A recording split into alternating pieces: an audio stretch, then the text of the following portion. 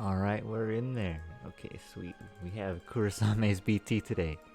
And coinciding with it is Sid Reigns' BT. And his BT is actually really good along with his FR. Like, his FR board is actually crazy. uh, so I already have Kurasame BT, or I already have a Sid Reigns BT. Let me go ahead and double check that real quick. Yeah, I have two of them. I haven't actually. I remember I was pulling for his FR and I didn't pull it at all when it initially came out, and I didn't want to go ham with tickets. So I was like, okay, I'll just sit on Sid Reigns for a little while. And his rerun is back, and it's with Kurasame. And Kurasame is actually a character, I'm actually very interested in. I do like him as a character. Like, I did play Type 0. The camera in that game is not good. But Kurasame as a character was one of my favorites in there, actually. Mr. Teacher Senpai Man. He was pretty cool. He's pretty chill. No pun intended with all his ice effects. So we're going to go ahead and be pulling for him. We're going in with the gems. If we don't get his BT like around 400, and like we're still missing his FR, I might just go in with tickets just to see if I could get his FR. Maybe even pull a DP so I could like use my power sense for other things. But yeah, let's go ahead and get started. There's been a little bit to talk about with DFFOO too. Just the whole daily hunt token exchange things people got mad about, and I honestly don't know why. The daily hunts like overall have been revamped to be much better, because people are just looking at the increasing cost of tickets. Like, I think there's been the big point of contention, along with like the premium rewards not being super great. And to that I say is, if your main concern was tickets, you are technically getting more than what you would get in the daily hunt tokens. I do think it's I guess the Thancred and the Queen are here in this banner. Thancred, kind of a meme character in the community. His damage has never been very good. Poor guy. No, but yeah, if you're like worried about tickets and how much you get overall for the daily hunts, you actually get more per week. If you're just looking for that, I think it's you get 19 tickets per week as opposed to 16 that you'd be normally getting with the normal hunt token shop. But it's an improvement. It's a buff. People look at the increased cost, but they don't look at how many tokens we gain. That's been increased. So people just like to look at big number for cost. They don't look at how much resource we're actually getting. So I think overall it's a big buff. I think it's a huge improvement. In terms of the premium rewards, I could see why people are a little peeved about it. Like 200 for one burst token. I honestly would have the Dimensions and Transcendence. Like, we just got one. We'll probably be doing that in a little bit. DET 14 that gives out and for the most of these Transcendence tiers, they give out 14, or they give out 3 burst tokens. I think if it would have been 3, it would have been a lot more. Okay, that makes more sense. And along with the purple tokens, there's only 10 of them, which is kind of a bummer. You would think it'd be 20. Like, I was hoping it'd be 20, so you could at least refine for the book, and then you could get the nugget off the refine immediately. But I guess they want you to play a little bit more. And to be honest, it does give a reason to log in more now. Like, now that the events have been spaced out, more and more I find myself not caring. I found myself not caring about the token hunt exchange logins all that much. Just because, there's a lot of time in between. And that seems like, it's very much, I don't have all the time in the world, So, I've missed a few login hunts every now and then. I'll be like, oh man, I didn't get to do all my hunt token shops. But I've been so backed up on tickets, like, it's not even fun. I have 2 summons of just like the 400s. Yeah, I have 800 tickets just sitting there, and I think I have around an extra 100 just waiting in my box. So in terms of tickets, I've been capped out. Like, I haven't really cared about like for the hunt exchange. I've just been exchanging for EX ingots. Ooh, the FR baby! Look at this purple orb, so nice. I am missing Sid Reigns FR, like we went over, so like that would be a blessing here too. Like, I might just go ahead. Like, I have a lot of BT material, and I've kind of been hoarding it for around this time period, because this month is actually going to be kind of nutty for my pulls, just because Kurasame is a character obviously I'm pulling for right now. But we also have We also have Balthier that's coming later. We have Pain that's coming later. Hey, the Kurasame FR, let's go. If we could pull Rain's FR on our way to the BT, that'd be nice. No, but yeah, we're just trying to get Balthier this month. Pain's coming out. I might pull for Edgar FR just to make his fight a lot easier. I hear his fight is a pain. If you don't have Edgar FR, just to deal with the melee resist, range resist, and magic resist down. I hear that fight is absolutely awful. And I hear the 6 warrior quest for Balthier is actually not that great either. I hear just really big shields. So this Dare to Defy coming up this month, having to pick and choose which characters I'm gonna pick is gonna be very. The last Dare to Defy, I'm not gonna lie, was kind of a letdown, and not so because Dare to Defy itself. It was just because the fights were kind of easy. But this month, apparently, people are saying, yeah, these are probably the hardest fights we've had in DFFOO in a little while. So I am both. I'm both looking forward to it and scared of the challenge. It seems very... Ooh, FR? Hey, Sid Rain's FR, nice. I might just go ahead and greed Sid Rain. He's actually still a very good damage dealer. His follow-ups in the air are no joke. And, just his LD call, I use it all the time. What a busted character. He's so good. No, but yeah, the upcoming fights, I don't think this Transcendence fight coming up in particular is very hard. I just remember hearing the 6-man quest coming up for Balthier and the Edgar fight in particular. Those two are very hard. So having the right units for that, and I might do a little bit more research on those fights, just because I'm not sure if I want to deal with the headache. Just going back and forth. Oh, I have to enhance.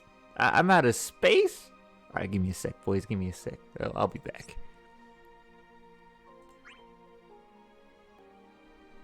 Okay, we're back. Sorry about that. I forgot. I pulled on Ruby Conte's banner. I haven't gone for his BT yet. I might later. Just because he's a very good unit. But counter takes, they're just so busted in this game, especially with FR time. Aggressive fights, they kind of tend to kill themselves on these strong counter tanks. But I totally forgot to sell Ruby Conte's gear and all the shit I got from that too. So I had to do that real quick. And the rest of these characters on this banner, in particular, I already have. I already have a Queen's full kit. I have Thancred all geared out. And of course Kurasame, man. People just know him for his LD, but I think in the party, he provides a lot of HP damage up. Especially with his FR and his BT going. I think he has the highest percentage for a little while. I think he has 60% HP damage cap up total. Which is very, that's not insignificant. That's a big number.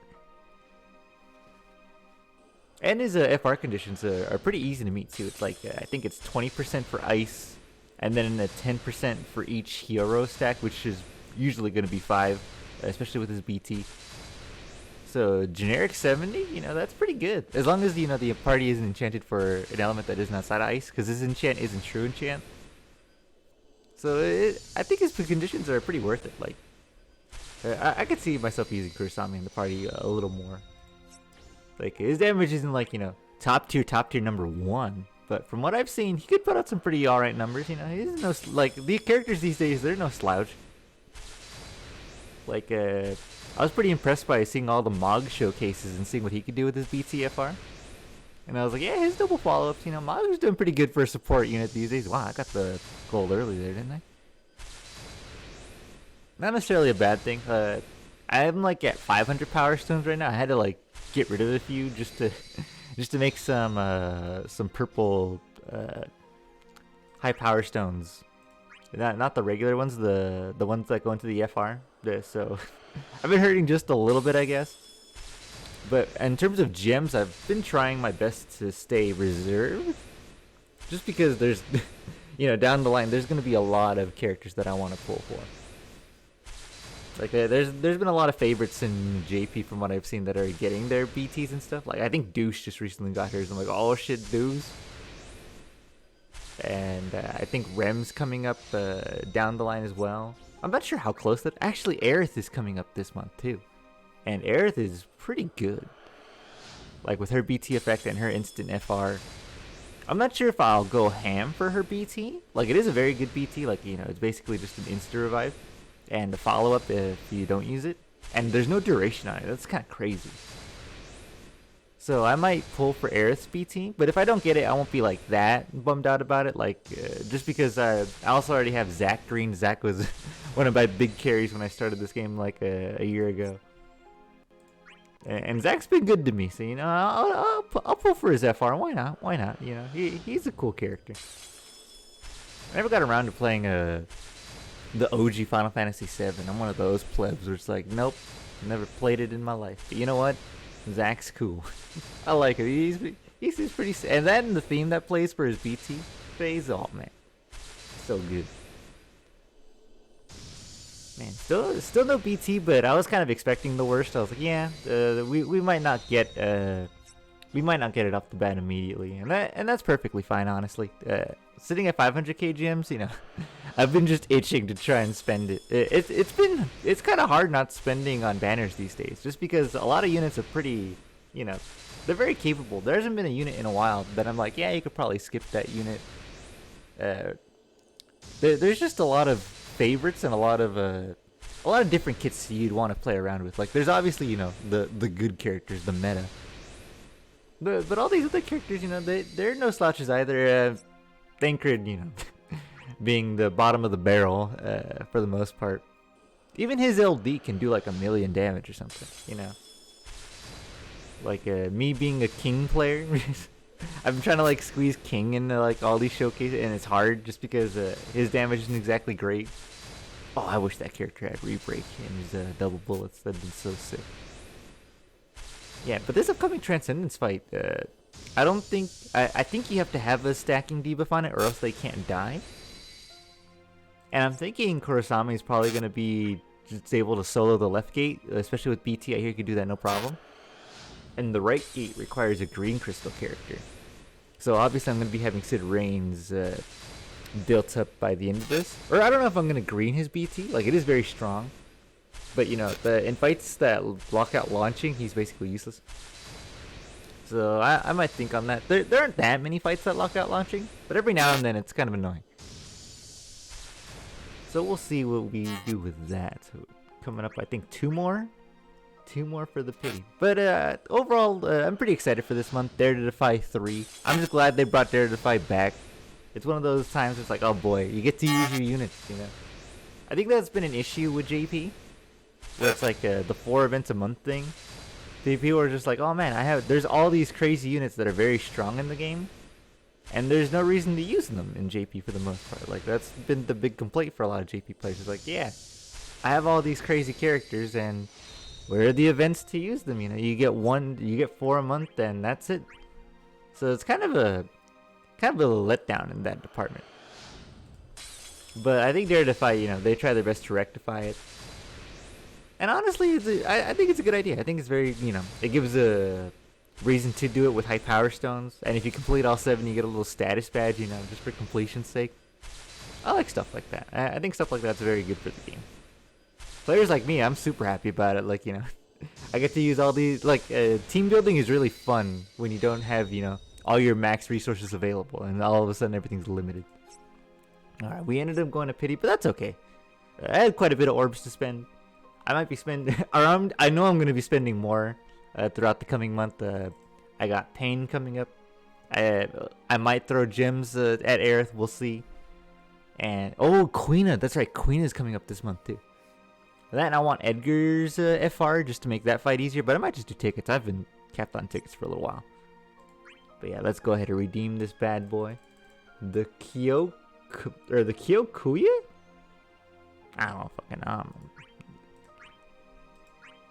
Boom, it's done.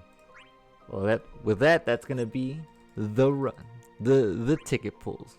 I think we did pretty good. I think we did pretty good for the most part. Or actually, now that I think about it, it was probably, yeah, we only got 1 FR, right? It's like 1 FR of each. And we had a pity BT. Actually, that was kind of lame. The more I think about it, I'm like, wait a second. That was kind of, man, whatever. Catch you guys next time. I'll record the fight.